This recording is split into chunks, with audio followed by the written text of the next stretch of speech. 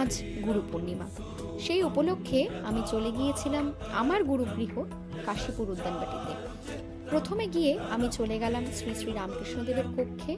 সেখানে গিয়ে প্রণাম করে তারপর চলে এলাম শ্রী মায়ের কক্ষে। সেখানে প্রণাম করে এগিয়ে গেলাম, কিছুক্ষণ ভজন গীতি শুনে তারপর এগিয়ে গেলাম গুরুদেবকে প্রণাম করার উদ্দেশ্যে। এরপর লাইনে দাঁড়িয়েই আমি পদ্মফুলটি ফুটিয়ে নিলাম আমার গুরু মহারাজের চরণে নিবেদন করার জন্যে। চারিদিকের এত সুন্দর মনোরম পরিবেশ ঘুরে দেখতে আমার ভীষণ ভালো লাগছিল। এরপর পুনরায় আবার একটু ভজন কীর্তনের স্থানে গেলাম।